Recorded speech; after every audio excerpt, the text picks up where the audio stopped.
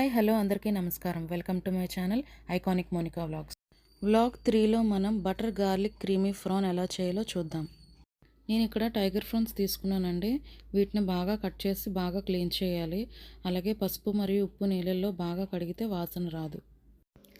ఇక్కడ నేను 1/2 tablespoon black pepper వేస్తున్నానండి. అలాగే 1/2 టేబుల్ స్పూన్ సాల్ట్ కూడా వేసుకోవాలి.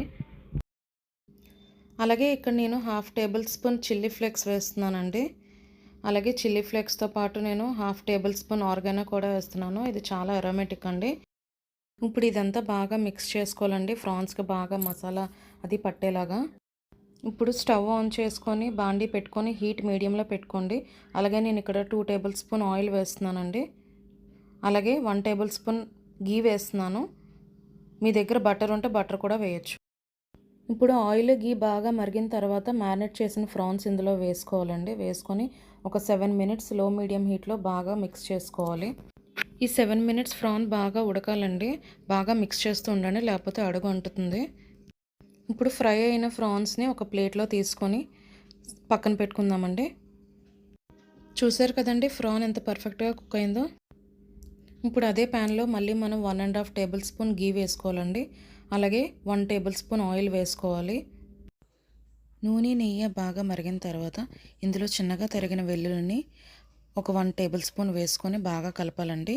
అలాగే ఒక 1 మినిట్కి బాగా ఫ్రై చేసి దాని తర్వాత 1/2 టేబుల్ స్పూన్ అల్లం పౌడర్ని కూడా వేసి మళ్ళీ ఒక 1 మినిట్ బాగా కలపాలి. ఇప్పుడు 1 టేబుల్ స్పూన్ మైదా వేసుకొని బాగా కలపాలండి. మైదా పచ్చివాసన పోయేంత వరకు బాగా కలుపుకొని మిక్స్ చేసుకోవాలి. మైదా పచ్చివాసన పోయిన తర్వాత ఇందులో 1/2 గ్లాస్ పాలు వేసుకోవాలండి.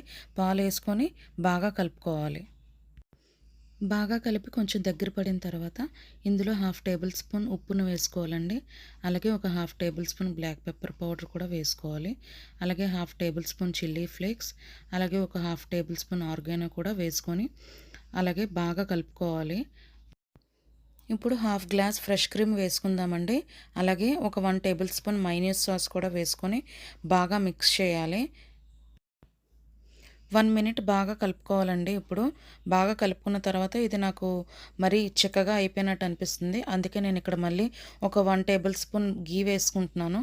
అలాగే దాని తర్వాత నేను ఇక్కడ మళ్ళీ ఒక అర గ్లాస్ పాలు కూడా వేసి బాగా కలుపుకుంటున్నానండి ఒక 2 మినిట్స్కి.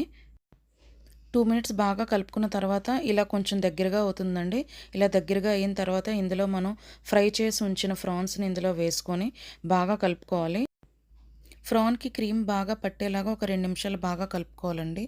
దాని తర్వాత ఇక్కడ ఇంకా 1 మినిట్ దీన్ని బాగా కలుపుతున్నానండి.